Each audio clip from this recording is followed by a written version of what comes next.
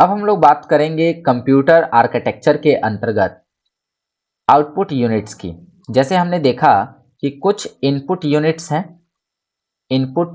हैं जो कि इनपुट में सहायक हैं, जैसे कि कीबोर्ड, माउस और scanner.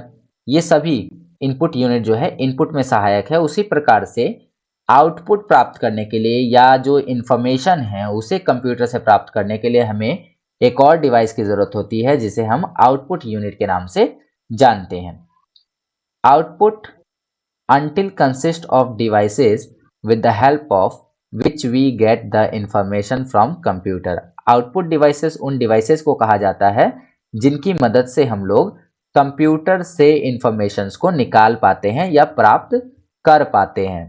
This unit is a link between computer and user. तो आपने देखा कि जो इनपुट यूनिट है वो भी इनपुट यूनिट भी यूजर और कंप्यूटर के बीच में क्या कर रहा था, लिंक का काम कर रहा था। सेम उसी प्रकार से आउटपुट यूनिट भी यूजर और कंप्यूटर के बीच में एक कड़ी का काम करता है, लिंक बनाने का काम करता है। सपोज करिए कि सीपीयू से कोई रिजल्ट मॉनिटर पर आ रहा है, तो यदि हमारे पास मॉनिटर ना हो तो हमें ये रिजल्ट कभी नहीं मिलेगा। उसी तरह से हमारे पास मॉनिटर है और जो रिजल्ट आ रहा है वो किसी साउंड के रूप में आ रहा है और हमारे पास स्पीकर अगर ना हो तो फिर ये रिजल्ट हमें नहीं मिल सकता। तो जैसी जरूरत है उसके अकॉर्डिंग जो है आपको डिवाइस लगाने होते हैं और इसी वजह से कहा जाता है कि जो आउटपुट यूनिट होते हैं वो यूजर और कंप्यूटर के बीच में काम लिंक बनाने का काम करते हैं। ठीक है, okay. Output devices translate the computers output into the form understand by user. बस उसका अपोजिट है। इनपुट करते टाइम इनपुट डिवाइसेस ने क्या किया था कि यूजर के इंफॉर्मेशन को मशीन अंडरस्टैंडेबल लैंग्वेज में ट्रांसलेट किया था। उसी प्रकार से आउटपुट यूनिट ने क्या किया कि जो मशीन आउटपुट दे रही है उसको यूजर अंडरस्टैंडेबल लैंग्वेज में ट्रांसलेट कर दे। ठीक है, आपके द्वारा दी गई कमांड के आधार पर प्रोसेसर जो जानकारी है वो आपको आउटपुट के रूप में देता है।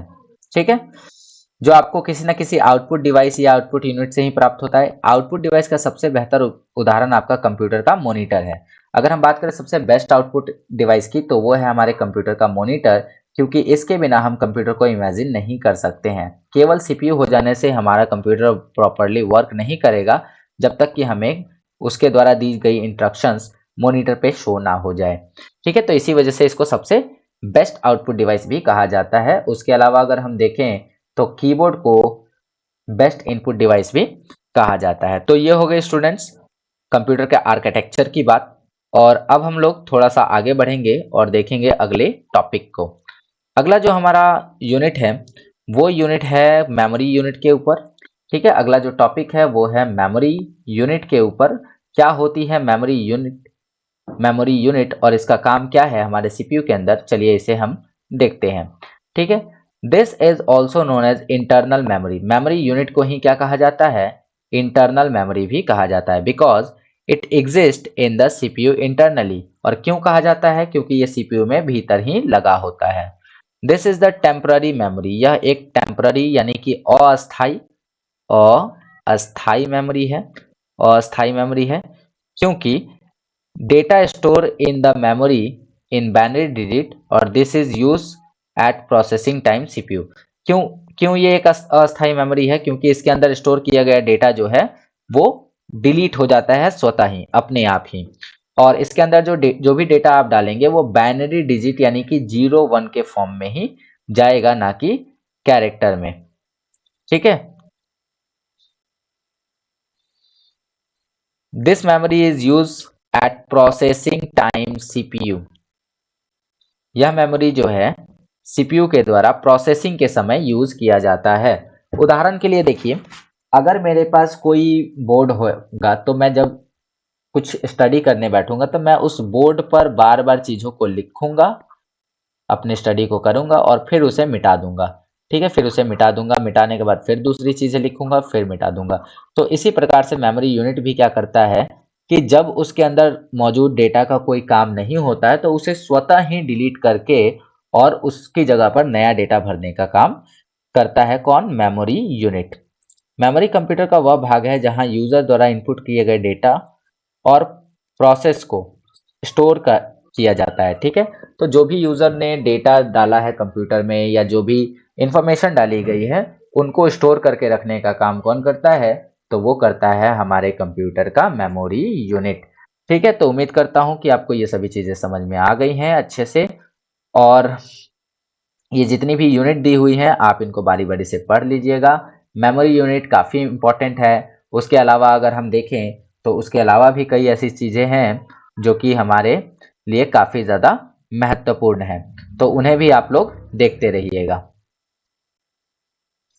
चलिए, तो आज की क्लास में हम लोगों ने क्या देखा? आज की क्लास में हमने सबसे पहले जाना कि कंप्यूटर का आर्किटेक्चर क्या होता है, what is the architecture of computer.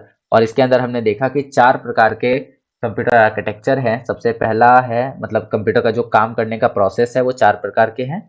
सबसे पहला है कि वो इनपुट को लेता है, फिर उसे डेटा को स्टोर कर देता है और स्टोर करने के बाद प्रोसेसिंग के लिए भेजता है। प्रोसेसिंग हो जाने के बाद जो इन्फॉर्मेशन आती है उसी को वापस स्टोर करके रखा जाता है। ठीक है, इसके अलावा हमने देखा इनपुट यूनिट किसे कहते हैं, इनपुट यूनिट का क्या काम होता है, इसके अंतर्गत क्या क्या आते हैं। सीपीयू के बारे में भी जाना और सीपीयू में देखा कि सीपीयू किसे कहते हैं, सीपीयू के जो इंटरनल पार्ट्स हैं वो कौन कौन से हैं और किसका क्या वर्क है। ठीक है, इसी के साथ ही हमने आउटपुट डिवाइस को भी देखा और आउटपुट डिवाइस में ये देखा कि हर वो डिवाइस जिससे कंप्यूटर के द्वारा डेटा प्रोवाइड किया जा रहा है, कंप्यूटर के द्वारा डेटा भेजा जा रहा है हमारे तक, उसे हम आउटपुट डिवाइस कहेंगे। अब वो आउटपुट डिवाइस कुछ भी हो सकता है, वो आउटपुट डिवाइस स्पीकर भी हो सकता है, वो मॉनिटर भी हो सकता है और वो प्रिंटर भी हो सकता है। ठीक है, तो ये सभी के सभी आउटपुट यूनिट कहलाते हैं। ठीक है, और अगर हम बात करें लास्ट मेमोरी यूनिट की, तो मेमोरी यूनिट कंप्यूटर का वह भाग होता है जिसके अंदर सारा डेटा टेम्पररी समय के लिए स्टोर रहता है। ठीक है, टेम्पररी समय का मतलब क्या हुआ कि जैसे ही आप कंप्यूटर को ऑफ करेंगे ये सभी डेटा जो है ऑटोमेटिकली लॉस हो जाते हैं। इसी को, मेमोरी यूनिट को ही इंटरनल मेमोरी भी कहते हैं। और ये इंटरनल मेमोरी कोई और नहीं बल्कि रैम है, कंप्यूटर में यूज होने वाला रैम है। ठीक है, data store in the memory in binary digit, इसके अंदर जो डेटा है वो बाइनरी के फॉर्म में स्टोर होता है और इसी इसी वजह से इसे प्रोसेसिंग टाइम सीपीयू कहते हैं, अर्थात इसके अंदर प्रोसेस के समय डेटा स्टोर होता है और यहीं से डेटा रिट्रीव होता है। चलिए, तो उम्मीद करता हूं कि आपको ये सारी चीजें समझ में आ गई। अगर आ गई तो अब आप अगले चैप्टर पे जा सकते हैं। आपको अगले चैप्टर पे जाने के लिए बस इस नेक्स्ट वाले आइकन पे क्लिक करना है और आप अगले चैप्टर पे पहुंच जाएंगे।